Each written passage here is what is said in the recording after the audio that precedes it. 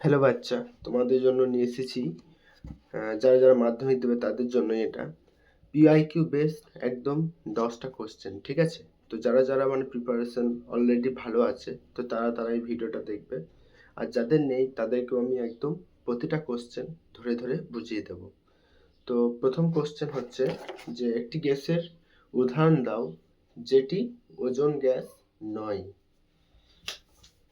ঠিক আছে, কোশ্চেন একটি গ্যাসের উদাহরণ দাও যেটি ওজোন গ্যাস নয়। এই পরীক্ষার সময় যে কোনটি ওজোন গ্যাস বটে বা কোনটা নয়, এই দেখো লাস্টে কি আছে, নয়। আমি কিন্তু বলিনি যে কোনটা ওজোন গ্যাস, আমি বলেছি যে কোনটা ওজোন গ্যাস নয়। ঠিক আছে, তো এটা ভালোভাবে লক্ষ্য রাখবে পরীক্ষার সময়। অপশন দিচ্ছি, 1 নম্বর হচ্ছে জলীয় বাষ্প, 2 নম্বর হচ্ছে ক্লোরোফ্লোরোকার্বন, 3 নম্বর হচ্ছে CO2, আর 4 নম্বর হচ্ছে অক্সিজেন। তাহলে তোমরা সকলেই জানো যে জলীয় বাষ্প যেটা সেটা হচ্ছে একটা ওজোন গ্যাস, ক্লোরোফ্লোরোকার্বন এটা হচ্ছে ozone gas, carbon die oxide এটাও তো ওজোন গ্যাস। সব থেকে বেশি হচ্ছে ওজোন গ্যাসের জন্য দায়ী হচ্ছে CO2, মানে সবচেয়ে বেশি পরিমাণে থাকে। আর প্রধান ওজোন গ্যাস যদি বলে তাহলে ক্লোরোফ্লোরোকার্বন। আর অনেক সময় জলীয় বাষ্পটা H2 অনেকজন ভাবে যে যেটা ওজোন গ্যাস নয়, কিন্তু এটা হচ্ছে ওজোন গ্যাস। তাহলে ওজোন গ্যাস নয় কোনটি? অক্সিজেন। ঠিক আছে, হয়ে গেছে। 2 নম্বর কোশ্চেন,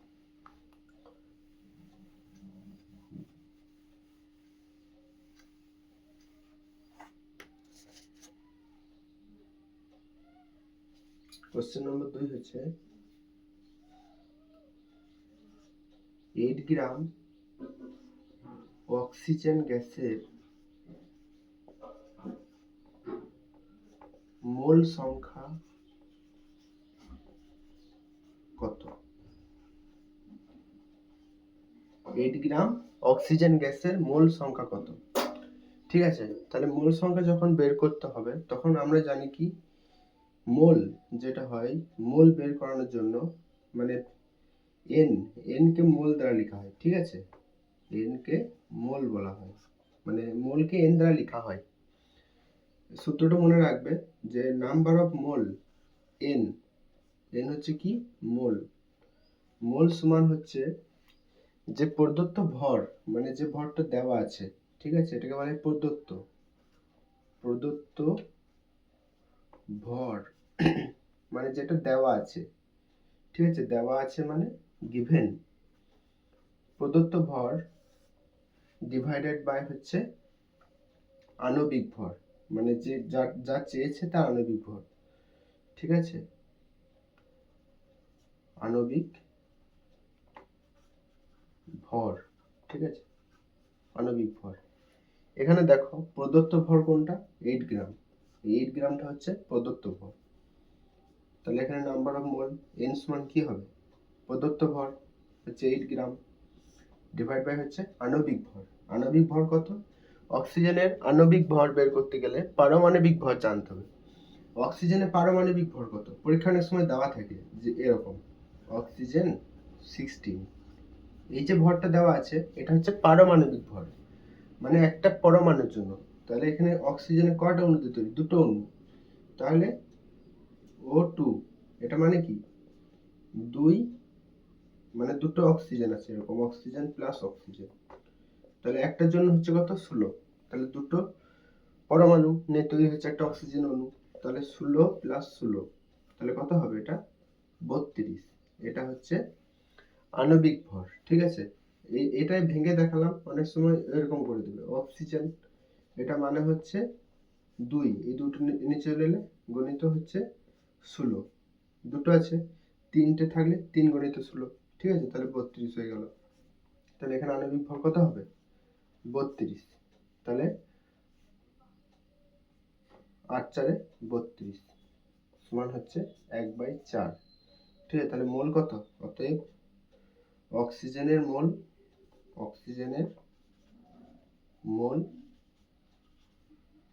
1/4। কি বললাম? প্রথমে আছে যে 8 গ্রাম অক্সিজেন গ্যাসের মোল সংখ্যা কত। প্রথমে পারমাণবিক ভর দেওয়া আছে যে 16। অনেক সময় দেওয়া থাকে, অনেক সময় নিজেকে এটা মনে রাখতে হয়। যেমন কার্বনের পারমাণবিক ভর কত? 6। তাই তো? না, পারমাণবিক ভর হচ্ছে কার্বনের, মানে কার্বনের পারমাণবিক ভর হচ্ছে 12। কার্বনের হচ্ছে 12। হ্যাঁ, নাইট্রোজেনের যেমন হচ্ছে 14। এগুলো মনে রাখতে হবে, ঠিক আছে? তাহলে প্রথমে মোল বের করতে বলেছে। মোলের সূত্রটা কি? প্রদত্ত ভর ডিভাইডেড বাই হচ্ছে আণবিক ভর। প্রদত্ত ভর কত দেওয়া আছে? 8 গ্রাম। এখানে 8 গ্রাম দেওয়া আছে বলে 8 গ্রাম বসালে। আণবিক ভর, এখানে আণবিক ভরটা দেওয়া নেই, পারমাণবিক ভর দেওয়া আছে একটা অক্সিজেনের জন্য। আণবিক ভর মানে দুটো অক্সিজেন, তাহলে 16 গুণিত 2 করে দিলাম। এখানে আণবিক ভরটা বসিয়ে দিলাম, তাহলে 1/4 এটা মোল চলে এলো। ঠিক আছে, মুছে দিচ্ছি। হয়ে গেছে।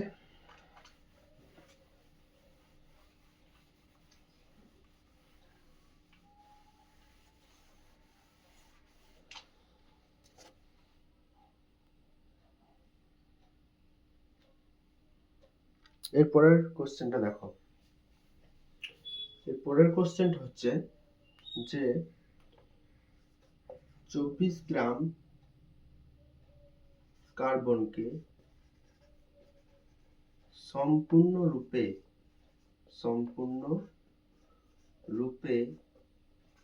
পুড়িয়ে, ঠিক আছে, পুড়িয়ে মানে দহন করলে, পুড়িয়ে CO2 তৈরি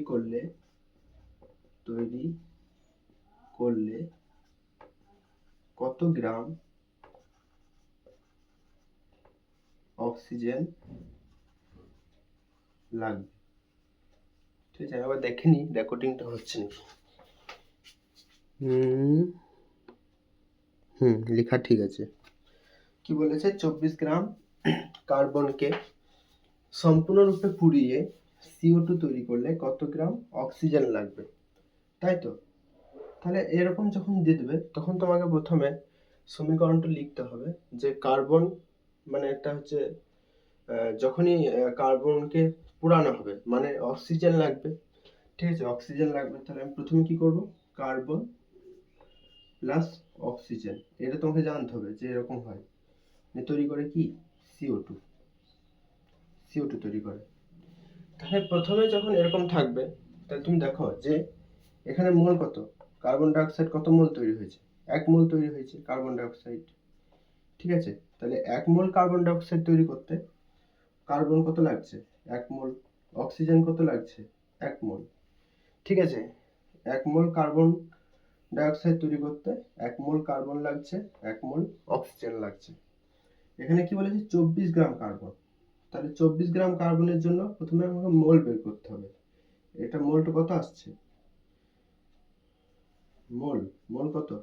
মোল হচ্ছে যে প্রদত্ত ভর, মানে যে ভরটা দেওয়া আছে, ডিভাইডেড বাই হচ্ছে তার আণবিক ভর, ঠিক আছে? আণবিক ভর।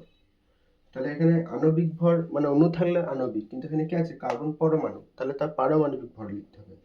তাহলে মোল সমান হচ্ছে প্রদত্ত ভর যেটা দেওয়া আছে 24 গ্রাম ডিভাইডেড বাই হচ্ছে তার পারমাণবিক ভর হতে পারে, আণবিক ভর হতে পারে। যদি অণু দেওয়া থাকতো তাহলে আণবিক ভর, এখানে পরমাণু দেওয়া আছে তাই আমি লিখবো কি?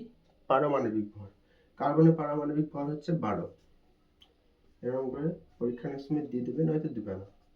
এটা মনে রাখতে হবে, কার্বনের পারমাণবিক ভর 12। তাহলে মোল কত আসবে? মোল হচ্ছে 2। 12 দুগুণে 24, ঠিক আছে? মানে 2 মোল ছিল, 2 মোল। তাহলে এখানে 1 মোল কার্বনকে পোড়াতে 1 মোল অক্সিজেন লাগছে। তাহলে এখানে কার্বনের মোল কত পেলে? মোল হচ্ছে কার? এটা কার্বনের।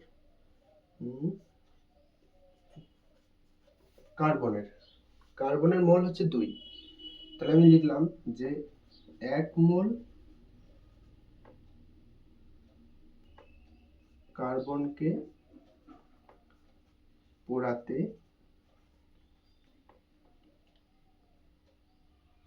1 মোল O2 লাগে। 1 মোল কার্বনকে পোড়াচ্ছ, তখন তোমাকে 1 মোল অক্সিজেন লাগছে। তাহলে যদি তুমি 2 মোল কার্বন হয়, 24 গ্রাম কার্বনের কে পোড়ালে মানে 2 মোল কার্বন হচ্ছে, ঠিক আছে? মানে মোল বের করবে, প্রথমে মোল বের করবে। তাহলে 2 মোল কার্বনকে পোড়াতে, ঠিক আছে, 2 মোল কার্বনকে পোড়াতে 2 মোল অক্সিজেন লাগবে।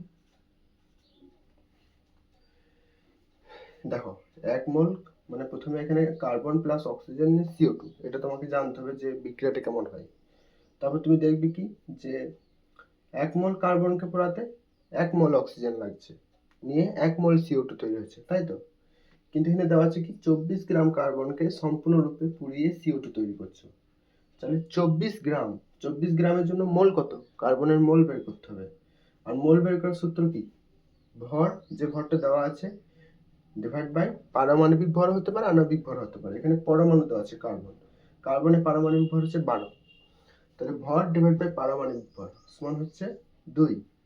তাহলে মোল কত পেলে? 2, মানে 2 মোল পেলে, মানে 2। তাহলে 2 মোল কার্বনকে পোড়াতে 2 মোল অক্সিজেন লাগবে। 1 মোল কার্বনকে পোড়াতে যদি 1 মোল লাগে, তাহলে 2 মোল কার্বন দিতে আছে, তাহলে অক্সিজেন কত লাগবে? 2 মোল, ঠিক আছে? তাহলে এখানে কার্বনের মানে অক্সিজেনের মোল পেলে কত? 2, ঠিক আছে? এরপর কি বলেছে? কত গ্রাম অক্সিজেন লাগবে, আমি বলি নাই যে কত মোল, ঠিক আছে, গ্রাম চেয়েছি। তাহলে এখানে অক্সিজেনের মোল কত? অক্সিজেনের মোল হলো, অক্সিজেনের মোল 2, ঠিক আছে, অক্সিজেনের মোল 2।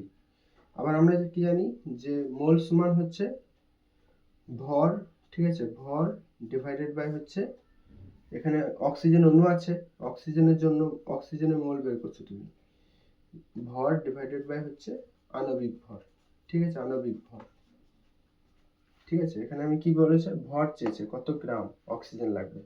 অক্সিজেনের মোল জানো তুমি, আণবিক ভরও জানো 32।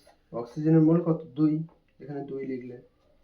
চেয়েছে কি? ভরটা চেয়েছে যে কত গ্রাম লাগবে অক্সিজেনটা। আণবিক ভর কত অক্সিজেনের? আণবিক ভর হচ্ছে বললাম, পারমাণবিক ভর কত? 16, এটা পারমাণবিক ভর। তাহলে আণবিক ভর কত হবে? 2 গুণিত 16 সমান 32। তাহলে এখানে 32 লিখে দিলে। অতএব ভর সমান কি? 32টা এদিকে চলে যাবে, গুণ হয়ে যাবে। অতএব ভর সমান হচ্ছে 32 গুণিত 2 সমান হচ্ছে 64 গ্রাম। তাহলে কত গ্রাম অক্সিজেন লাগবে? 64 গ্রাম, ঠিক আছে? দেখো আরেকবার বোঝাচ্ছি, এটা দেখে নাও। বলেছে যে 24 গ্রাম কার্বনকে সম্পূর্ণরূপে পুড়িয়ে CO2 তৈরি করতে কত গ্রাম অক্সিজেন লাগবে, ঠিক আছে? আমি প্রথমে মানে আমাকে বিক্রিয়াটা জানতে হবে যে কার্বন প্লাস অক্সিজেন নিয়ে তৈরি হয় CO2। এখানে 1 মোল কার্বন পুড়েছে, 1 মোল অক্সিজেন পুড়েছে, 1 মোল CO2 তৈরি হয়েছে। কিন্তু আমাকে 24 গ্রাম কার্বন দেওয়া আছে। 24 গ্রাম কার্বনের জন্য প্রথমে আমাকে কি বের করতে হবে? কার্বনের মোল কত হয়েছে। 24 গ্রাম কার্বনের মোল কত এলো? প্রদত্ত ভর মানে যে ভরটা দেওয়া আছে ডিভাইডেড বাই তার পারমাণবিক ভর। কার্বনের পারমাণবিক ভর 12, কেটে দিলাম, নিয়ে কার্বনের মোল পেয়েছি 2। তাহলে 1 মোল কার্বনকে পোড়াতে 1 মোল অক্সিজেন লাগছে। এখানে 2 মোল কার্বন দেওয়া আছে, 2 মোল কার্বনকে পোড়াতে 2 মোল অক্সিজেন লাগবে, ঠিক আছে? তাহলে অক্সিজেনের মোল কত পেয়ে গেলে? 2, 2 মোল মানে 2 হচ্ছে অক্সিজেনের মোল। এবার মোল সংখ্যা, মোল সমান কি? ভর ডিভাইডেড বাই হচ্ছে আণবিক ভর, ঠিক আছে? এখানে প্রদত্ত ভর হয়, প্রদত্ত ভর অনেক সময় প্রদত্ত ভরটা এবার মানে যেটা বের করতে বলেছে সেই ভর বসে যাবে, ঠিক আছে? ভর ডিভাইড বাই আণবিক ভর হচ্ছে মোলের সূত্র। তাহলে এখানে অক্সিজেনের মোল কত জানো তুমি? 2 জানো। ভর কত জানো না, ভরটাই চেয়েছে। কিন্তু আণবিক ভর তুমি জানো 32, কারণ পারমাণবিক ভর কত? 16। তাহলে আণবিক ভর হচ্ছে 2 গুণিত 16 সমান 32। তাহলে 32 আর 2 এদিকে গুণ হয়ে যাবে, তাহলে ভর সমান হচ্ছে 64 গ্রাম, ঠিক আছে? মুছে দিচ্ছি। দেখো এটা যারা বুঝতে পারছো না তাদের জন্য আমি আরেকবার করছি, আরেকবার করছি, ভালোভাবে দেখো, আরেকবার করে দিচ্ছি। প্রথমে বলেছে 24 গ্রাম কার্বনকে সম্পূর্ণরূপে পুড়িয়ে CO2 তৈরি করতে মানে কত গ্রাম অক্সিজেন লাগবে। প্রথম তোমাদেরকে বিক্রিয়াটি জানতে হবে যে কার্বন প্লাস অক্সিজেন বিক্রিয়া করে নিয়ে তৈরি হয় CO2। ঠিক আছে, তাহলে 1 মোল CO2 তৈরি হচ্ছে। 1 মোল CO2 তৈরি হতে কত কার্বন লাগছে? 1 মোল কার্বন লাগছে, 1 মোল অক্সিজেন লাগছে। ঠিক আছে, কিন্তু এখানে 24 গ্রাম কার্বন দেওয়া আছে। তো 24 গ্রাম কার্বনের জন্য প্রথমে আমাকে মোল বের করতে হবে। তাহলে number of mole of carbon কত হবে? 24 গ্রাম, ঠিক আছে, ডিভাইড বাই হচ্ছে তোর মানে যেটা দেওয়া আছে প্রদত্ত ভর, ডিভাইড বাই হচ্ছে কার্বনের জন্য পারমাণবিক ভর। কত? কার্বনের পারমাণবিক ভর 12। তাহলে number of mole of carbon হচ্ছে 2। ঠিক আছে, তাহলে 1 মোল কার্বনের জন্য 1 মোল অক্সিজেন লাগছে। 1 মোল কার্বনের 1 মোল অক্সিজেন। তাহলে এখানে কার্বনের মোল কত? 2 মোল। ঠিক আছে, তাহলে 2 মোল কার্বনের জন্য কত লাগবে? 2 মোল অক্সিজেন লাগবে। ঠিক আছে, এবার এখানে কি পেলাম? অক্সিজেনের মোল পি পেলাম। তাহলে number of mole of oxygen সমান 2। এটা অক্সিজেনের মোল পেলাম। আর নাম্বার অফ মোলস মান কি? নাম্বার অফ মোলস মান হচ্ছে ভর ডিভাইডেড বাই হচ্ছে আণবিক ভর। অক্সিজেন হচ্ছে কি? অণু, আণবিক ভর। আর অক্সিজেন পরমাণু দেওয়া থাকলে পারমাণবিক ভর লিখতাম, কিন্তু এখানে অণু দেওয়া আছে তাই আমি লিখলাম আণবিক ভর। অক্সিজেনের মোল কত দেওয়া আছে? 2। ভর কত? এটাই তো চেয়েছে, কত গ্রাম লাগবে। আর অক্সিজেন আণবিক ভর কত? 32। ঠিক আছে, অক্সিজেন আণবিক ভর কি করে বেরোলাম? অক্সিজেনের পারমাণবিক ভর হচ্ছে 16। তাহলে অক্সিজেনের অণু দুটো অক্সিজেন নিয়ে তৈরি, তাহলে 2 গুণিত 16, 3টে থাকলে 3 গুণিত 16 সমান 32। এখান থেকে পেলাম, তাহলে আণবিক ভর 32। তাহলে ভর সমান কত? ভর সমান হচ্ছে 32 গুণিত 2 সমান 64 গ্রাম। তাহলে কত গ্রাম অক্সিজেন লাগবে? 64 গ্রাম। ঠিক আছে, মুছে দিচ্ছি।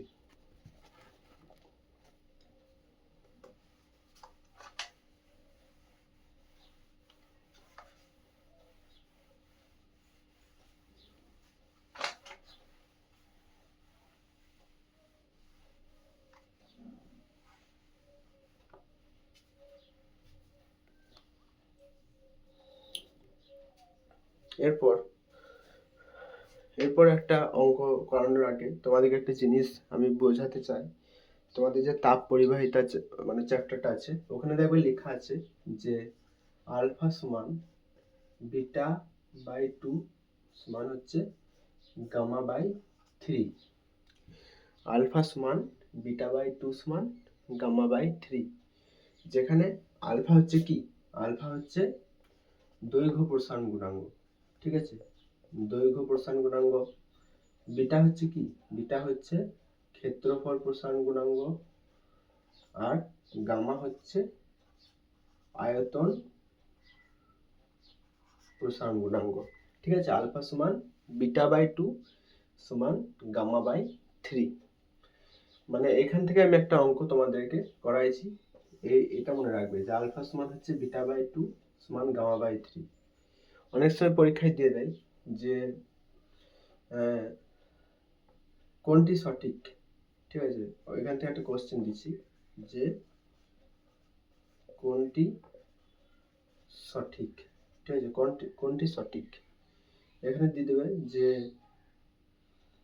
বিটা সমান আলফা বাই 2, না বিটা সমান হচ্ছে কোনটি সঠিক। ঠিক আছে,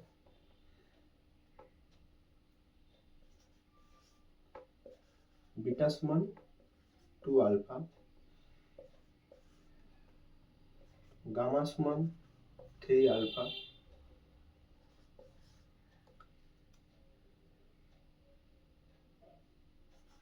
বিটা সমান 2/3 গামা, ডি হচ্ছে কোনোটি নয়, কোনোটি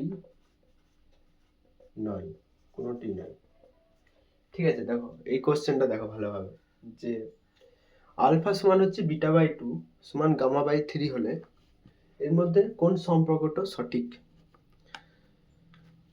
বিটা সমান 2 আলফা, গামা সমান 3 আলফা, আর বিটা সমান দেওয়া আছে 2/3 গামা, আবার দেওয়া আছে কোনোটি নয়।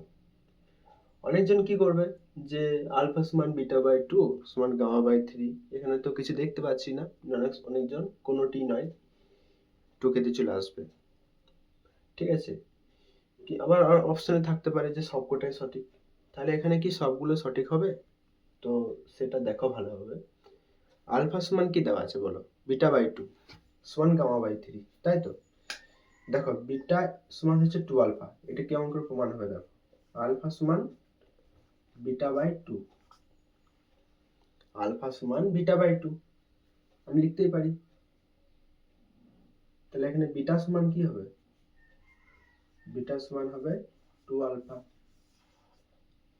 আলফা সমান যদি বিটা বাই টু হয় তাহলে বিটা সমান কি, এই টুটা দিয়ে গুণ হয়ে যাবে টু আলফা। ঠিক আছে, এই আলফার নিচে কিছু নয় মানে এক আছে, এটা দিয়ে গুণ হবে আর এটা এদিকে গুণ হবে, তাহলে বিটা সমান কি হবে টু আলফা, তাহলে এটা সঠিক। আবার দেখো আলফা সমান বিটা বাই টু সমান গামা বাই থ্রি, তাহলে আমি লিখতেই পারি যে আলফা সমান গামা বাই থ্রি, মানে এই আলফাটা গামা বাই থ্রির সঙ্গে সমান, বিটা বাই টু এর সঙ্গে সমান। এখানে যেমন লিখলাম যে আলফা সমান বিটা বাই টু, তুমি এই আলফাটা গামা বাই থ্রির সঙ্গে তো সমান হবে গামা বাই থ্রি, তাহলে এখানে গামা সমান কি হবে, এর নিচে কিছু না মানে এক আছে, তাহলে একটা এদিকে গুণ হবে, তিনটে এদিকে গুণ হবে, এই একটা এদিকে গুণ হবে, তিনটে এদিকে গুণ হবে, তাহলে গামা সমান হচ্ছে থ্রি আলফা, তাহলে এটাও সঠিক। ঠিক আছে, আবার এখানে দেখো বিটা বাই টু সমান গামা বাই থ্রি, আমি লিখতেই পারি যে বিটা বাই টু সমান গামা বাই থ্রি। ঠিক আছে, তাহলে এখানে বিটা সমান কত হবে, দুইটা দিয়ে গুণ হয়ে যাবে, এই দুইটাকে আমি এখানে গুণ করে দিয়েছি, তাহলে বিটা সমান হচ্ছে এই দুইটাকে এখানে চলে আসছি, তাহলে দুই বাই তিন গণিত গামা, তাহলে এটাও সঠিক। ঠিক আছে, দেখলে কেমন? তাহলে কি বললাম যে অনেক সময় এটা দিয়ে দেয় যে কোনটা সঠিক, হ্যাঁ গামা সমান থ্রি আলফা সঠিক কিনা, যার সঙ্গে বলবে তার সঙ্গে সমান করে দেবে। গামার সঙ্গে থ্রি আলফা দিয়েছে, তাহলে আলফা সমান গামা বাই থ্রি লিখে দেখে নেবে, গামা সমান থ্রি আলফা হয়ে যাচ্ছে।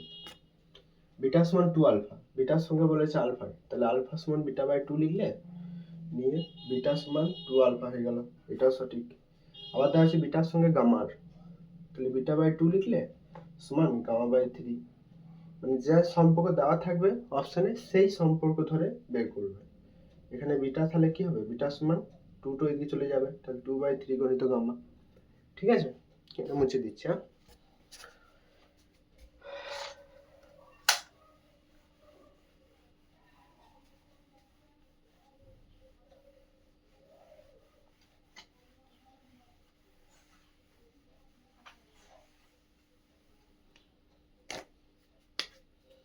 তাহলে সম্পর্কটা হলো যে আলফা সমান বিটা বাই টু সমান হচ্ছে গামা বাই থ্রি, আলফা সমান বিটা বাই টু সমান গামা বাই থ্রি, এটা মনে রাখতে হবে।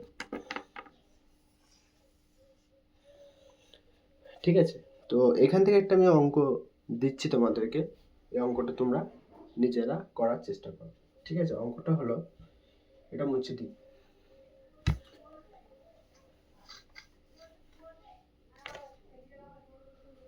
অঙ্কটা হচ্ছে কোনো পদার্থের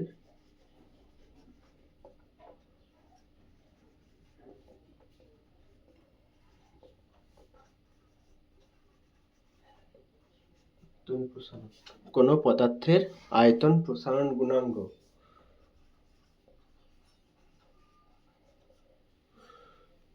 আয়তন প্রসারণ গুণাঙ্ক 2.1 ইন্টু 10⁻⁻⁶ কেলভিন হলে, কেলভিন ইনভার্স 1 হলে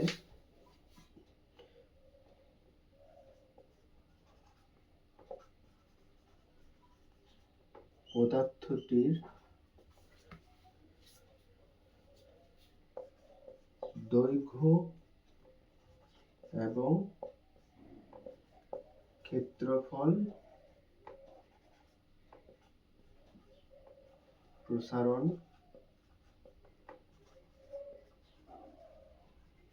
গুণাঙ্ক কত? কি বলেছে দেখো, কোনো পদার্থ আছে, সেই পদার্থের আয়তন প্রসারণ গুণাঙ্ক 2.1 ইন্টু 10⁻⁻6 কেলভিন ইনভার্স 1 হলে পদার্থটির দৈর্ঘ্য এবং ক্ষেত্রফল প্রসারণ গুণাঙ্ক কত? এটা কোথা থেকে হবে জানো তো? এটা হবে যে আলফা সমান বিটা বাই 2 সমান গামা বাই 3, এখান থেকে হবে। দেখো কিভাবে করছি। আমরা কি জানি যে আলফা সমান বিটা বাই 2 সমান গামা বাই 3। এটা তো জানি যে আলফা সমান হচ্ছে বিটা বাই 2 সমান হচ্ছে গামা বাই 3। এখানে কোনো পদার্থের আয়তন প্রসারণ গুণাঙ্ক দেওয়া আছে। আয়তন প্রসারণ গুণাঙ্ক মানে হচ্ছে গামা। চেয়েছি কি পদার্থটির দৈর্ঘ্য প্রসারণ গুণাঙ্ক। তাহলে গামার সঙ্গে প্রথমে আমি আলফার সম্পর্কটা লিখতে পারি যে আলফা সমান হচ্ছে গামা বাই 3। তাহলে গামা সমান কি 3 আলফা, তিনটে দিয়ে গুণ হয়ে যাবে, গামা সমান 3 আলফা, তাই তো? গামা সমান 3 আলফা। এইখানে দেখো পদার্থের আয়তন প্রসারণ গুণাঙ্ক গামা দেওয়া আছে 2.1 ইন্টু 10⁻⁻6 কেলভিন। তাহলে আমি লিখছি এখানে যে গামা সমান 2.1 ইন্টু 10⁻⁻6 কেলভিন ইনভার্স 1 সমান হচ্ছে 3 আলফা। তাহলে এটা কি হবে, এইদিকে চলে আসবে, নিচে চলে আসবে, তিনটে নিচে চলে এলো, তাহলে হবে 2.1 ইন্টু 10⁻⁻6 ডিভাইডেড বাই 2 সমান হচ্ছে আলফা। আমি এখানে গামা সমান হচ্ছে 3 আলফা, এখানে আয়তন প্রসারণ গুণাঙ্ক দেওয়া আছে 2.1 ইন্টু 10⁻⁻6 কেলভিন ইনভার্স 1, এখানে বসালাম আয়তন প্রসারণ গুণাঙ্কের জায়গায়। তাহলে 3 আলফা ছিল, চেয়েছি কি আলফা মানে দৈর্ঘ্য প্রসারণ গুণাঙ্ক।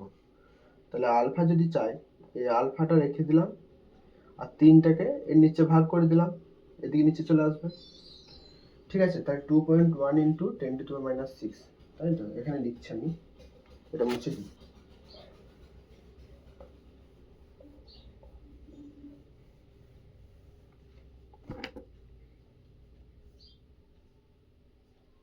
(2.1 into 10⁻⁻6) 2.1 into 10⁻⁻6 divided by 3 সমান হচ্ছে আলফা। এর নিচে কি আছে, দশমিক থেকে হাটিয়ে দিচ্ছি, হাটিয়ে দিলে দশমিকের জন্য হচ্ছে 1, আর একটা সংখ্যা আছে দশমিকের পর, তাহলে 0 হয়ে গেল। আবার 3 সাথে কি 21, তাহলে উপরে হচ্ছে 7 গণিত 10⁻⁻6 ডিভাইডেড বাই 10 সমান হচ্ছে আলফা, তাই তো? এই 10টা কি হবে, উপরে উঠে যাবে, এই 10টাকে উপরে উঠিয়ে দিচ্ছি, তাহলে কি হবে 7 গণিত 10⁻⁻6 গণিত 10⁻⁻1 সমান হচ্ছে আলফা। তাহলে মাইনাস মাইনাসে কি হবে প্লাস, তাহলে 7 হবে গণিত 10⁻⁻7 সমান হচ্ছে আলফা। তাহলে প্রথমে কি পেলাম, দৈর্ঘ্য প্রসারণ গুণাঙ্ক। কি বললাম, দৈর্ঘ্য প্রসারণ গুণাঙ্ক বের করার আগে মনে রাখতে হবে যে আলফা সমান হচ্ছে বিটা বাই 2 সমান গামা বাই 3। যার সঙ্গে যেটা দেওয়া থাকবে আর যেটা চেয়েছে তার সঙ্গে সম্পর্কটাকে লিখবে। আলফা সমান কি গামা বাই 3, কারণ আয়তন প্রসারণ গুণাঙ্ক দেওয়া আছে, দৈর্ঘ্য প্রসারণ গুণাঙ্ক চেয়েছে, তাই লিখে দিলাম আলফা সমান হচ্ছে গামা বাই 3। তাহলে গামা সমান কি 3 আলফা, লিখলাম গামা সমান 3 আলফা। এখানে গামা কত দেওয়া আছে 2.1 ইন্টু 10⁻⁻6 কেলভিন, এখানে লিখে দিলাম 3 আলফা। তাহলে আলফাটা চেয়েছে, তাহলে এই 3টা কি হবে নিচে ভাগ হয়ে যাবে, ঠিক আছে? এখানে আমি লিখছি, আর 2.1 ছিল দশমিক থেকে হাটিয়ে দিচ্ছি, তাহলে 10 নিচেতে ডিভাইড হয়ে যাবে, নিচে নেমে যাবে, আর 3 7 21, তাহলে 7 ইন্টু 10⁻⁻6 বাই 10, এই 10টা উপরে উঠে যাবে, তখন -1 হবে, -1 হয়ে গেল 10⁻6 মাইনাস 10 ইন্টু 10⁻1, তাহলে এটা যোগ হয়ে যাবে, 10⁻7 হয়ে যাবে। তাহলে দৈর্ঘ্য প্রসারণ গুণাঙ্ক কত পেলাম, 10⁻7 7 গণিত 10⁻⁻7। এটা কি পেলাম? দৈর্ঘ্য প্রসারণ গুণাঙ্ক। চেয়েছি কি? ক্ষেত্রফল প্রসারণ গুণাঙ্ক। ঠিক আছে, তাহলে দৈর্ঘ্য প্রসারণ গুণাঙ্ক জানি, মুছে দিচ্ছি। দৈর্ঘ্য প্রসারণ গুণাঙ্কটা কত পেয়েছি? 7 × 10⁻⁻7। আলফা সমান জানি যে 7 গণিত 10⁻⁻7। এটা কিন্তু দৈর্ঘ্য প্রসারণ গুণাঙ্ক। এটা পেয়ে গেছি। চেয়েছি কি? ক্ষেত্রফল প্রসারণ গুণাঙ্ক। তাহলে দৈর্ঘ্যের সঙ্গে ক্ষেত্রফলের সম্পর্কটা কি করে লিখবো? আলফা সমান হচ্ছে β/2 সমান γ/3। এটা তো জানি। দৈর্ঘ্যের সঙ্গে ক্ষেত্রফলের সম্পর্কটা লিখবো, কারণ দৈর্ঘ্য প্রসারণ গুণাঙ্ক জানি। দৈর্ঘ্যের সঙ্গে ক্ষেত্রফল হচ্ছে বিটা, তাহলে আলফা আর বিটার মধ্যে সম্পর্কটা কি? আলফা সমান β/2। তাহলে বিটা সমান কি হবে? 2 আলফা। ঠিক আছে, তাহলে বিটা সমান হচ্ছে 2 আলফা। এখানে আলফা কত? 7 গণিত 10⁻⁻7। চেয়েছে কি? বিটা, ক্ষেত্রফল প্রসারণ গুণাঙ্ক। তাহলে এখানে বিটা সমান কি হয়ে যাবে? 2 গণিত 7 গণিত 10⁻⁻7। ঠিক আছে, কেলভিন ইনভার্স 1, যেহেতু কেলভিন ইনভার্স 1 এ দেওয়া ছিল, সবগুলোতে কেলভিন ইনভার্স 1 হবে। আলফা বিটা গামা প্রত্যেকটারই একক হচ্ছে কেলভিন ইনভার্স 1 অথবা ডিগ্রি সেন্টিগ্রেড ইনভার্স 1 অথবা Fahrenheit inverse 1, degree Fahrenheit inverse 1। প্রতিটা একক কিন্তু একই। দৈর্ঘ্য প্রসারণ গুণাঙ্কই বলুক, ক্ষেত্রফল প্রসারণ গুণাঙ্কই বলুক অথবা আয়তন প্রসারণ গুণাঙ্ক, প্রতিটার এককই হচ্ছে একই। ঠিক আছে, আলাদা আলাদা একক নয় কিন্তু। তাহলে বিটা সমান পেয়ে গেলাম 2 গণিত 7 গণিত 10⁻⁻7। তাহলে বিটা সমান কি? 14 গণিত 10⁻⁻7 কেলভিন ইনভার্স 1। ঠিক আছে, কি করে বের করলাম? প্রথমে আমি দৈর্ঘ্য প্রসারণ গুণাঙ্ক বের করে নিয়েছিলাম, 7 গণিত 10⁻⁻7 পেয়েছিলাম। তারপরে এখানে আলফা সমান জানি β/2 সমান γ/3। এখানে আলফা যেটা রয়েছে, সে আলফার সঙ্গে ক্ষেত্রফল প্রসারণ গুণাঙ্কের সম্পর্কটা আমি বের করলাম, কারণ আমাকে ক্ষেত্রফল প্রসারণ গুণাঙ্ক বের করতে হবে। আলফাটা পেয়ে গেলাম, তাহলে আলফা সমান কি? β/2। বিটা হচ্ছে ক্ষেত্রফল প্রসারণ গুণাঙ্ক, তাহলে বিটা সমান কি? 2 আলফা। এখানে 2, তাহলে বিটা সমান 2 গণিত আলফা। আলফার মানটা কত? 7 গণিত 10⁻⁻7। তাহলে বিটা সমান হচ্ছে 14 গণিত 10⁻⁻7 কেলভিন ইনভার্স 1। ঠিক আছে, বুঝতে পেরেছো? মুছে দিচ্ছি এবার। হ্যাঁ,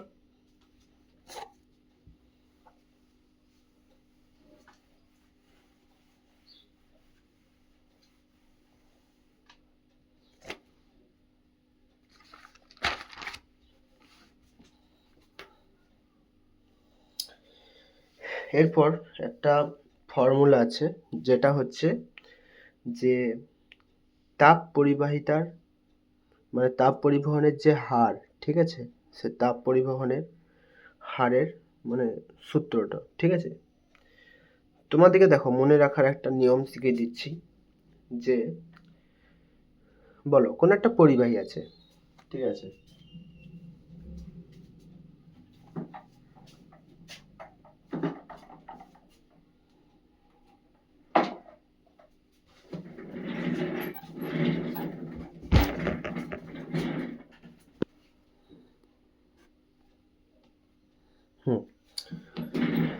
ধরো কোনো একটা পরিবাহী আছে, তো ওই পরিবাহীর মধ্যে দিয়ে তড়িৎ কেন প্রবাহিত হয় জানো কি?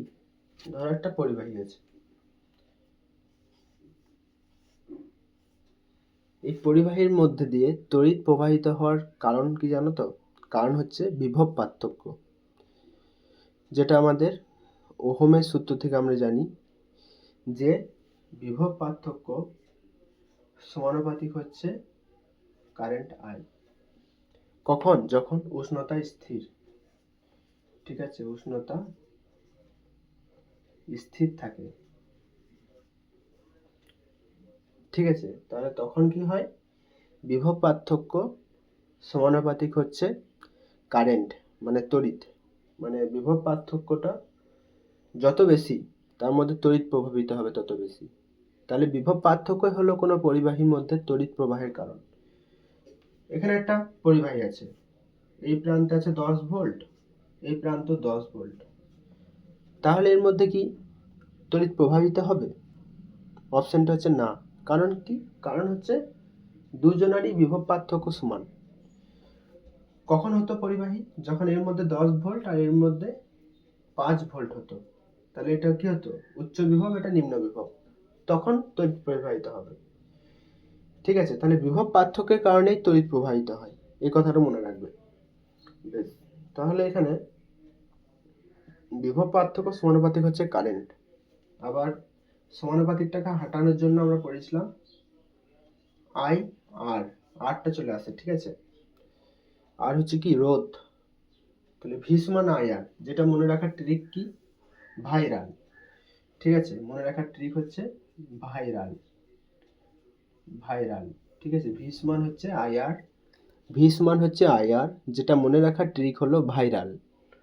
ভাইরাল মনে রাখবে, ভি সমান আই আর। এটা হচ্ছে কার সূত্র? Ohm, O H M, ohm, ওহমের সূত্র কি?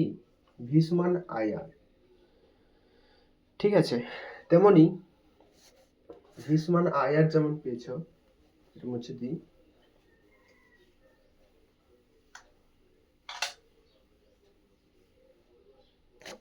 তোমার তেমনি তাপ পরিবাহিতা যেটা হয়, ঠিক আছে, সে তাপ পরিবহনের যে হার, মানে ধরো একটা কিউব আছে, এই কিউবের মধ্যে এই প্রান্তের উষ্ণতা হচ্ছে T2, এই প্রান্তের T1, T2টা হচ্ছে বেশি T1 এর থেকে। ঠিক আছে, এখানে ক্ষেত্রফলটা দেওয়া আছে এ ক্ষেত্রফল, আর ব্লকটার লেন্থ কত দেওয়া আছে? লেন্থ দেওয়া আছে L।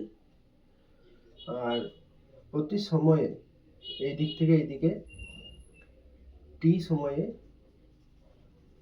সময়ে কিউ তাপ যাচ্ছে।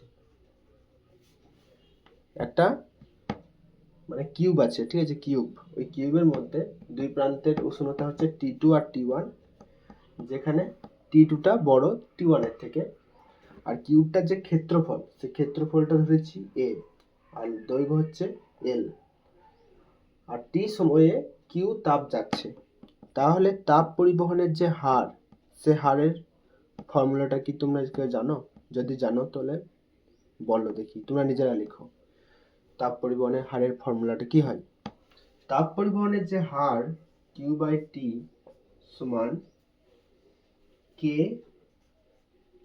এ ডেল্টা টি ডিভাইডেড বাই হচ্ছে এল।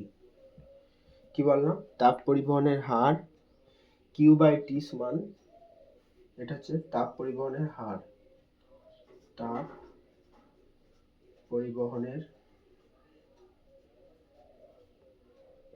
হার, তাপ পরিবহনের যে হার, সে হার কিউ বাই টি সমান হচ্ছে K A delta T by এল।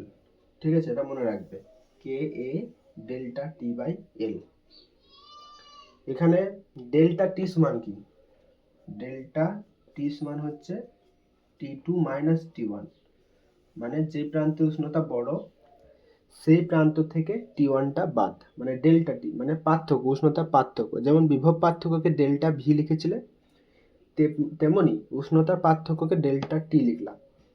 এটা মনে রাখবে যে হিট পার, মানে প্রতি একক সময়ে যে তাপ পরিবহনের হার কিউ বাই টি সমান K A delta T divided by হচ্ছে এল, যেখানে কে কে কি বলে? কে হচ্ছে তাপ পরিবাহিতা, কে হলো, কে নাম হচ্ছে তাপ পরিবাহিতা। ঠিক আছে, তাপ পরিবাহিতা। কে কে কি বলে বললাম? তাপ পরিবাহিতা বলে। ঠিক আছে, অনেক সময় এখানে তাপ পরিবাহিতার একক চাই, আমি তোমাদেরকে এটা করালাম কারণ হচ্ছে যে তাপ পরিবাহিতার একক বের করার জন্য। ঠিক আছে, তাহলে এটা মনে রাখো যে কিউ বাই টি মানে তাপ পরিবহনের হার সমান হচ্ছে K A delta T divided by হচ্ছে এল। ঠিক আছে, এলা মুছে দিচ্ছেন না। কে কে কি বলে? তাপ পরিবাহিতা বলে, কে কে বলা হয় তাপ পরিবাহিতা। তাহলে তাপ পরিবহনের হার কিউ বাই টি সমান K A delta T divided by হচ্ছে এল। এখন পোটেনশিয়াল মানে বিভব পার্থক্য কি বললাম, ভি সমান হচ্ছে আই আর, যেখানে আর কে কি বলে, পরিবাহীর রোধ।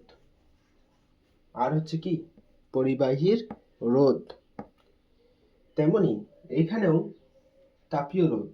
এখানে যেমন তাপ পরিবাহিতা পড়ছ কিউ বাই টি সমান হচ্ছে K A delta T by এল, ঠিক আছে, তেমনি এখানেও বেরোয় তাপীয় রোধ। তাপীয় রোধ কি করে বেরোবে দেখো, এখানে তাপ কেন পরিবাহিত হচ্ছে, বিভব পার্থক্য। আর এখানে তাপ কেন পরিবাহিত হয় জানো, উষ্ণতার পার্থক্য। এখানে তাপ পরিবাহিত হয় উষ্ণতার পার্থক্যের কারণে, ঠিক আছে। তাহলে আমি লিখলাম কিউ বাই টি সমান ডেল্টা টি ডিভাইডেড বাই হচ্ছে এল বাই কে এ। এই এলটা ছিল, এই কে এটাকে নিচে নামিয়ে দিলাম, তাহলে এল বাই কে এ হয়ে গেল, ঠিক আছে, এল বাই কে এ হয়ে গেল। কি বললাম, এখানে কিউ বাই টি সমান K A delta T by এল, মানে আমি এই ফর্মেটে আনতে চাইছি। আর এখানে কি জানো তো, আই সমান হচ্ছে কিউ বাই টি, তড়িৎ মানে এটাকে কি বলে, আই হচ্ছে কি, আই হচ্ছে তড়িৎ প্রবাহ মাত্রা। তড়িৎ প্রবাহ মাত্রা সমান কি বলো, যে একক সময়ে যতটা আধান পার হয়, তাই তো, পরিবাহীর মধ্যে দিয়ে একক সময়ে যতটা ধনাত্মক আধান পার হয় তাকে বলে তড়িৎ প্রবাহ মাত্রা। আই সমান হচ্ছে কিউ বাই টি, যেখানে কিউ সমান কি, আধান। আর এইখানে কিউ সমান কি বলো, এইখানে কিউ সমান হচ্ছে তাপ। এখানে কিউ মানে হচ্ছে তাপ, ঠিক আছে। তাপ পরিবাহিত হয় প্রতি একক সময়ে, যে তাপ পরিবাহিত হয় তাকে বলে তাপ পরিবাহিতার হার, ঠিক আছে। কিউ বাই টি সমান তাপ পরিবাহিতার হার, আর এখানে কিউ বাই টি সমান তড়িৎ প্রবাহ মাত্রা, ঠিক আছে। এখানে কিউ সমান তাপ আর এখানে কিউ সমান হচ্ছে আধান, মানে এই সূত্রে। তাহলে কিউ বাই টি সমান K A delta T by এল। এখানে যেমন ডেল্টা ভি, আমি এখানে ডেল্টা টি। পরিবাহীর মধ্যে তড়িৎ প্রবাহিত হওয়ার কারণ হচ্ছে বিভব পার্থক্য, এটা পরিবাহীর মধ্যে। আর কোনো একটা পদার্থের মধ্যে উষ্ণতার পার্থক্যের কারণেই কিন্তু তাপ পরিবাহিত হয়, ঠিক আছে। এখানে পরিবহন হয় কি, তড়িৎ, আর এখানে পরিবহন হয় কি, তাপ। তা তাপ পরিবহনের কারণ কি, কোন একটা পদার্থের মধ্যে, সেটা হলো উষ্ণতার পার্থক্য দুই প্রান্তে, ঠিক আছে। উষ্ণতার পার্থক্য যদি না থাকে তাহলে তাপটা কিন্তু যাবে না। তাপ সবসময় কি করে, উচ্চ উষ্ণতা থেকে নিম্ন উষ্ণতা দিকে যাবে, ঠিক আছে। ওই জন্য একটা ধরে নাও বরফের কিউব আছে, সে বরফটাকে যদি জলে ফেলে দেওয়া হয় গলে যায়, কারণ কি, কারণ জল হচ্ছে গরম আর বরফ হচ্ছে কি, ঠান্ডা। তাপটা কোথায় যাবে, ঠান্ডা থেকে গরমের দিকে চলে যাবে, তাই তো, বা গরম থেকে ঠান্ডা, মানে তাপের আদান প্রদান হবে। দুটোই যদি বরফ হয় তাহলে কিন্তু গলতো না, বা দুটোই যদি জল তাহলে জলই থেকে যেত, বরফ হতো না। আমি এটাই বোঝাতে চাইছি যে তাপ পরিবহনের কারণ হলো উষ্ণতার পার্থক্য, ঠিক আছে, এই উষ্ণতার পার্থক্য। বেশ, তাহলে ডেল্টা টি, আমি এখানে ডেল্টা টিটাকে রাখলাম, এল বাই কে এটাকে নিয়ে চলে এলাম। আর এখানে যে কিউ বাই টি, আর এখানে পেয়েছিলাম কি, আই আর, ডেল্টা ভি সমান আই আর, আর আই সমান কি, কিউ বাই টি। এখানেও ডেল্টা ভি সমান আই সমান হচ্ছে কিউ বাই টি ইন্টু আর, ঠিক আছে। তাহলে এখানে ডেল্টা টি উপরে রেখে দিলাম আর কে এটাকে নিচে নামিয়ে দিলাম, তাহলে এল ডিভাইডেড বাই কে হয়ে গেল, এর নিচে ভাগ হয়ে গেল কিন্তু কে এটা। তাহলে ডেল্টা টি সমান কি পেলাম, ডেল্টা টি সমান পেলাম কিউ বাই টি, এখানে নিয়ে যাচ্ছে দাঁড়াও, কিউ বাই টিটাকে এখানে রাখলাম, কিউ বাই টি, আর এল বাই কে এটাকে এখানে গুণ করে দিলাম, গণিত হচ্ছে এল বাই কে সমান কি, সমান হচ্ছে ডেল্টা টি। তাহলে এখানে ডেল্টা ভি সমান কি পেলাম, কিউ বাই টি গণিত আর, আর এখানে ডেল্টা টি সমান কি পেয়েছি, কিউ বাই টি গণিত এল বাই কে এ, ঠিক আছে। আর এইখানে আর সমান কি, আর সমান হচ্ছে রোধ, আর এখানেও এটা হচ্ছে কি বলতো আর, এটা হচ্ছে কি তাপীয় রোধ, তাপীয় রোধ, তাপীয় রোধ বলে। তাহলে আমি এটাকে এরকম করে লিখতে পারি যে ডেল্টা টি সমান কিউ বাই টি গণিত আর, ঠিক আছে, যেখানে আর সমান কি এল বাই কে এ। তাহলে আমি এতক্ষণ বোঝালাম কারণ হচ্ছে তাপীয় রোধ আর সমান হচ্ছে এল বাই কে এ কি করে এলো সেটা দেখানোর জন্যই আমি এতক্ষণ বোঝালাম, কিছু মনে রাখার দরকার নেই, ঠিক আছে। মনে রাখবে কি, প্রথমে মুছে দিচ্ছি সবকিছুই, দেখালাম এতক্ষণ, মুছে দিয়ে আবার বুঝিয়ে দিচ্ছি। একক সময়ে যে তাপ পরিবহনের হার কিউ বাই টি সমান K A delta T by এল, এটা হচ্ছে তাপ পরিবহনের হার, যেখানে কে কে কি বলে তাপ পরিবাহিতা বলে, তাপ পরিবাহিতা, তাপ পরিবাহিতা, তাপ পরিবাহিতা, ঠিক আছে। এরপর কি করলাম, এখানে ডেল্টা পরিবাহীর মধ্যে তড়িৎ প্রবাহিত হওয়ার কারণ হচ্ছে বিভব পার্থক্য, ভি সমান হচ্ছে আই আর, যেখানে আই সমান হচ্ছে কি কিউ বাই টি, কিউ হচ্ছে কি আধান, কিউ হচ্ছে এখানে আধান, তেমনি এখানেও কিউ বাই টি হচ্ছে কি কি এখানে কিউ হচ্ছে তাপ, ঠিক আছে, এখানে কিউ হচ্ছে তাপ, তাপ পরিবহনের হার কিউ বাই টি সমান K A delta T by এল, এখানে ডেল্টা টিটাকে উপরে রেখে দিলাম আর কে এটাকে নিচে নামিয়ে দিয়েছি এল বাই কে, ঠিক আছে। তাহলে এখানে কিউ বাই টি গণিত এল বাই কে এ সমান হচ্ছে কি ডেল্টা টি, এরকমই চলে এসেছে ডেল্টা ভি সমান আই আর, ঠিক আছে। এখানে তাহলে ডেল্টা ভি সমান লিখতেও পারো যে কিউ বাই টি গণিত আর, তেমনি এখানে ডেল্টা টি সমান হচ্ছে কিউ বাই টি গণিত এল বাই কে। পদার্থের মধ্যে তাপ পরিবহনের কারণ হচ্ছে উষ্ণতার পার্থক্য, আর পরিবাহীর মধ্যে তড়িৎ প্রবাহের কারণ হচ্ছে বিভব পার্থক্য, এটা মনে রাখবে। তাহলে এখানে এল বাই কে যেটা, সে এল বাই কে জায়গায় আমি আর লিখতেই পারি কিউ বাই টি গণিত আর সমান ডেল্টা টি। তাহলে আর সমান কি হলো, আর সমান হচ্ছে এল বাই কে এ, আর সমান হচ্ছে এল বাই কে এ, যেখানে আর কে কি বলে, আর কে বলা হয় তাপীয় রোধ, তাপীয় রোধ, আর এখানে আর কে কি বলে শুধু রোধ বলে, পরিবাহী রোধ, আর এখানে আর কে বলা হয় তাপীয় রোধ। তাহলে তাপীয় রোধ আর সমান হচ্ছে কি এল বাই কে এ। তাহলে আমি একটা কোশ্চেন করাইছি এখান থেকে, দেখো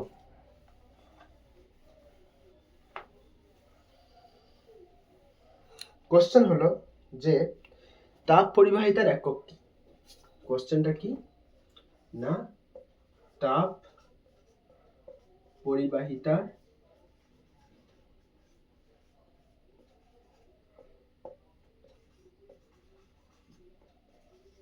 একক কি, তাপ পরিবাহিতার একক কি, এটা হলো কোশ্চেন। তাহলে তোমরা প্রথমে এটা নিজেরা করার চেষ্টা করো, ঠিক আছে, তারপর আমি করে দিচ্ছি। এটা কোথা থেকে আসবে বলে দিই, এটা আসবে যে তাপ পরিবহনের হার, তাপ পরিবহনের হার, তাপ পরিবহনের হার কিউ বাই টি সমান K A delta T by এল, তাপ পরিবহনের হার কে এ ডেল্টা টি বাই এল থেকে আসবে কিন্তু এটা, ঠিক আছে। বেশ, যারা যারা পাচ্ছ না তাদেরকে আমি এবার করে দিচ্ছি, ঠিক আছে। এখানে কে কে বলা হয় তাপ পরিবাহিতা, মানে আমি কে এর একক চেয়েছি, ঠিক আছে, কে এর একক কি করে বেরোবে দেখো, কিউ বাই টি, কিউ কি বলতো তাপ, তাপ হলো কি একটা এনার্জি মানে একটা শক্তি, তাপ হলো একটা শক্তি, তাই তো। তাহলে কিউ বাই টি, এখানে কিউ হলো কি তাপ, আর তাপ হলো কি একটা শক্তি, অবশ্যই তাপ একটা শক্তি এনার্জি, ঠিক আছে। তাহলে আমি এখানে লিখতেই পারি যে এনার্জি, কিউ এর জায়গায় লিখতেই পারি কি এনার্জি লিখতেই পারি, ঠিক আছে, এনার্জি, আর এনার্জি হলো কি একটা শক্তি, ঠিক আছে। আর শক্তির একক কি বলো, শক্তির একক হচ্ছে ওয়ার্ক ডান, মানে কার্য, কার্যের একক কি, কার্যের একক হচ্ছে কার্যের একক হলো ডাব্লু। ডাব্লু সমান কি হয়? F dot S. ডাব্লু সমান হচ্ছে বল গণিত সরণ। ঠিক আছে? কার্য কাকে বলে? কার্য হলো যে আমি বল প্রয়োগ করলাম এবং সরণ হলো, তখন তাকে আমরা কার্য বলবো, তার আগে কিন্তু বলবো না। ঠিক আছে? তাহলে কার্যের একক হচ্ছে বল গণিত সরণ। আর কার্যের মানে কার্য সমান কি? বল গণিত সরণ। আর কার্যের এককটা কি?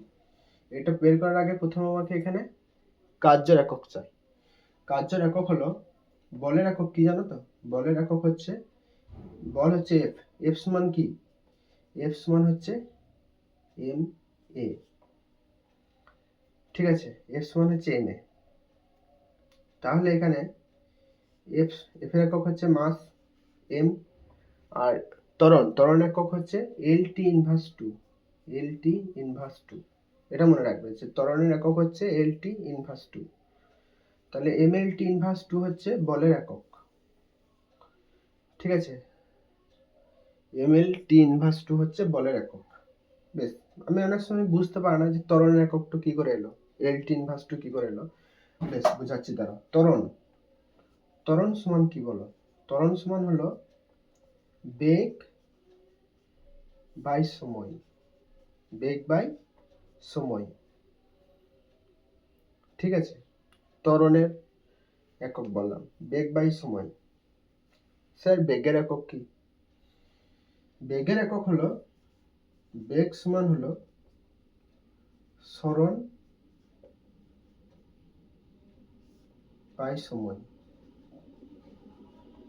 বেগ সমান হচ্ছে দূরত্ব বাই সময়, বা দূরত্ব বা সরণ। ঠিক আছে? বেগ সমান কি? সরণ বা দূরত্ব বাই সময়। তাহলে সরণের একক কি হবে? সরণের একক হচ্ছে লেন্থ এল, আর সময়ের একক কি? টাইম। দাঁড়াও, এত হিজিবিজি তোমরা বুঝতে পারবে না, ছোট্টতে শর্টে ছেড়ে দিচ্ছি। বেশ, কিউ বাই টি সমান কি পেয়েছো? K A delta T by L. আমি তাপ পরিবাহিতার একক চেয়েছি, মানে কে এর একক চেয়েছি, তাই তো? কিউ বাই টি কে কি বলে জানো তো? এনার্জি। কিউ হচ্ছে কি? তাপ। তাপ। আর তাপ হলো কি? শক্তি। শক্তি। তাপ হলো শক্তি। আর তাপ হলো একটা শক্তি। আর পাওয়ার কি জানি বলো তো? পাওয়ার পি সমান হচ্ছে ওয়াট পার ইউনিট টাইম। শক্তি জায়গায় লিখতে পারি কি? কার্য। কার্যটা একটা শক্তি। আর পাওয়ার হচ্ছে কি? পাওয়ার পি সমান হচ্ছে কার্য বাই সময়। প্রতি একক সময়ে যে কাজ করার হার, সেটাকে বলা হয় কি? পাওয়ার বলা হয়। তাহলে পাওয়ারের একক বের করো। পাওয়ারের একক কি জানো? ওয়াট। ওয়াট, এটা তো জানো পাওয়ারের একক হচ্ছে ওয়াট। তাহলে কিউ বাই টি, কিউ এর জায়গায় আমি ডাব্লিউ লিখতে পারি। তাহলে কার্য মানে ডাব্লিউ লিখতে পারি। এটা কিউ ছিল,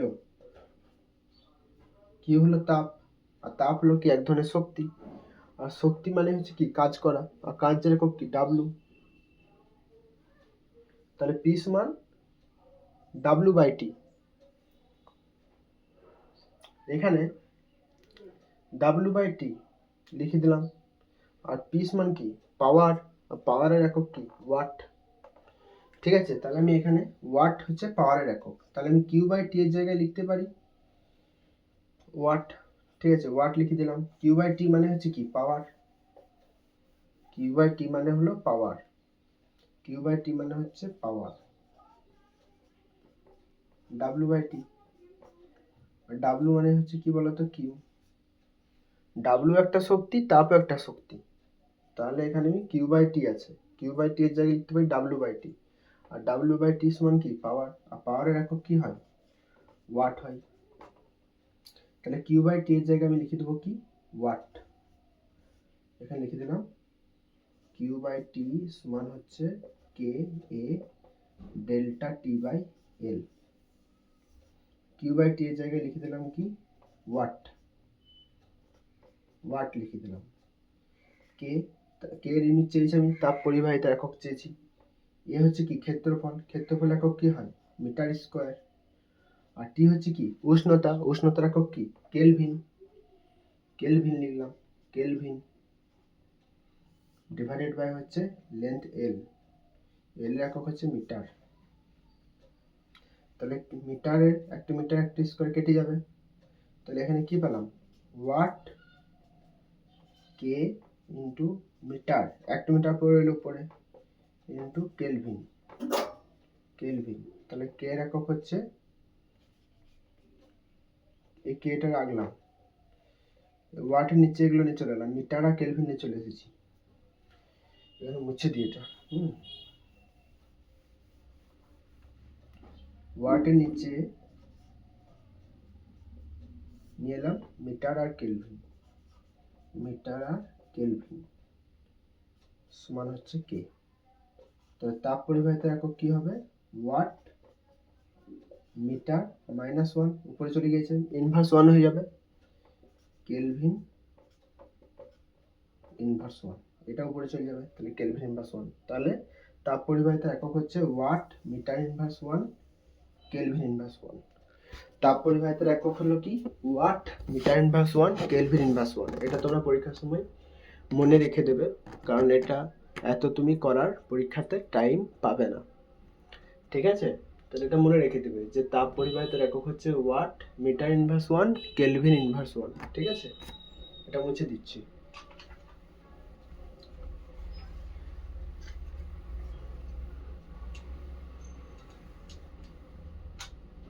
এরপর আমি বলছি যে তাপীয় রোধের একক কি। এরপরের কোশ্চেন হলো তাপীয় রোধের একক কি। দেখো তাপীয় রোধের একক জানার আগে তোমাকে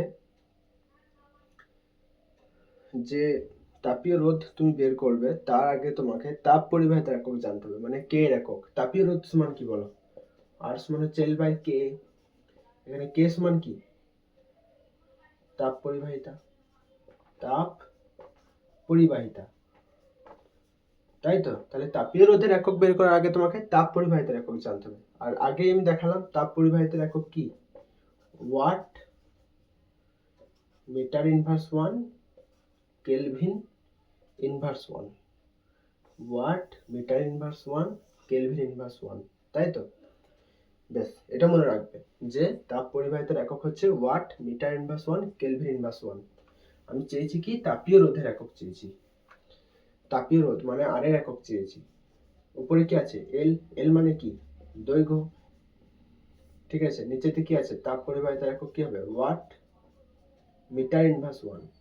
বেশ, এখানে এলটাকে দৈর্ঘ্য না লিখে মিটারই লিখি, metre, metre inverse one kelvin inverse one. এটা হচ্ছে কার একক তাপ পরিবাহিতা, কে একক লিখলে তুমি।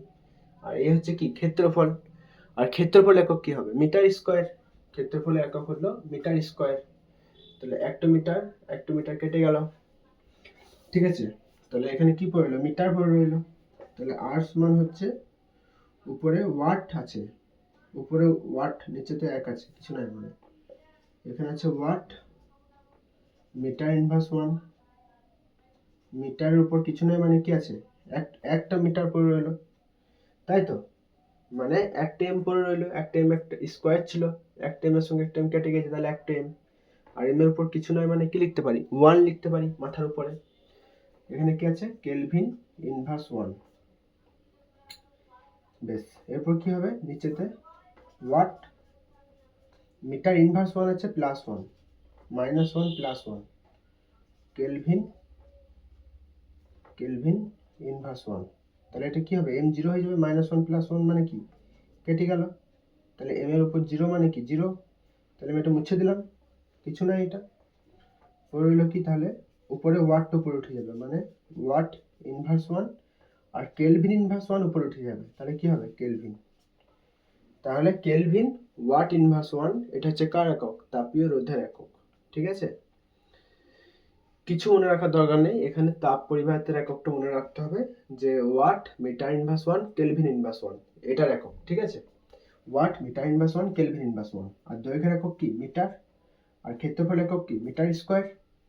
তুমি একটা মিটারের সঙ্গে একটা স্কোয়ার কেটে গেল, তাহলে একটা মিটার পড়ে রইলো, কিছু নয় মানে মাথায় 1 আছে, 1 metre.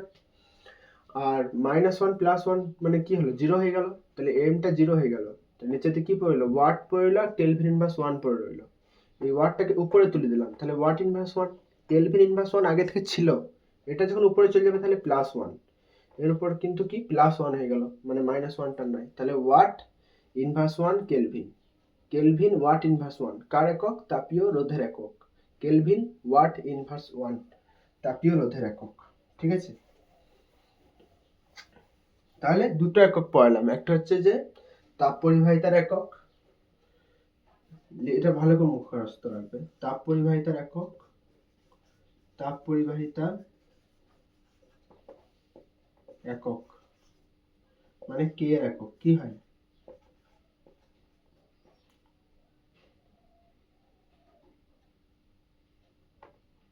Watt metre inverse 1 kelvin inverse 1, এটা হচ্ছে তাপ পরিবাহিতার একক। তাপ পরিবাহিতার একক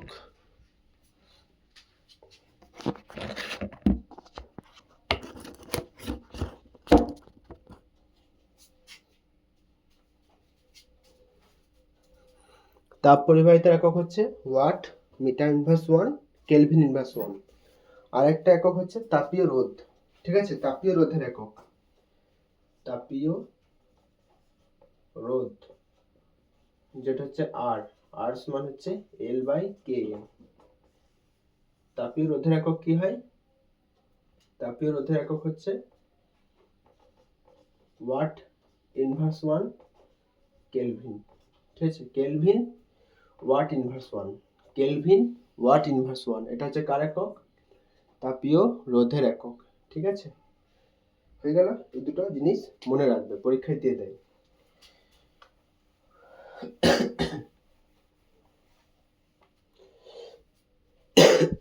রেকর্ডিংটা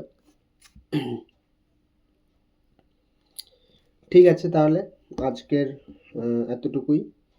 বেশ, তোমাদেরকে আর একটা অঙ্ক করে দিচ্ছি, যে আলফা বিটা আর গামার মধ্যে কার ভেদন ক্ষমতা সর্বনিম্ন। ঠিক আছে, আর একটা কোশ্চেন করাচ্ছি, যে আলফা বিটা এবং গামার মধ্যে কার ভেদন ক্ষমতা সর্বাধিক। ঠিক আছে, সর্বাধিক, এটা মনে রাখবে যে ভেদন ক্ষমতা সর্বাধিক হচ্ছে গামা রশ্মি। ঠিক আছে, যার জন্য বিভিন্ন রকম যে এক্স রে আর এগুলোতে ব্যবহার করা হয় গামা রশ্মি। ভেদন ক্ষমতা সর্বাধিক হচ্ছে কার, গামা রশ্মি। গামা রশ্মি সর্বাধিক, গামা রশ্মি হলো কার, গামা রশ্মি ভেদন ক্ষমতা সর্বাধিক। ঠিক আছে, এটা মনে রাখবে। বেশ, এরপর আর একটাই কোশ্চেন, তারপর শেষ। কোশ্চেনটি হলো যে কোনো এক মাধ্যমে কোনো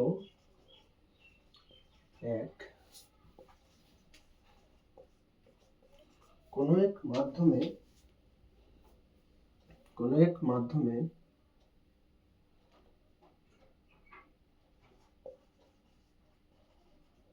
আলোর গতিবেগ 6 × 10⁸ মিটার/সেকেন্ড হলে মাধ্যমটির প্রতিসরাঙ্ক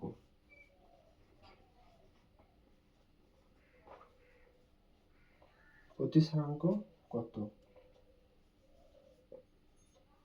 কোশ্চেনটা দেখো, যে কোনো এক মাধ্যমে আলোর গতিবেগ 6 × 10⁸ মিটার/সেকেন্ড হলে মাধ্যমটির প্রতিসরাঙ্ক কত?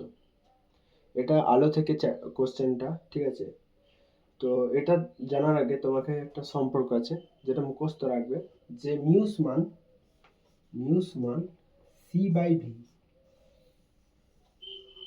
মিউ হচ্ছে কি, মাধ্যমের প্রতিসরাঙ্ক। সি হচ্ছে কি, শূন্য মাধ্যমে আলোর বেগ। সি হলো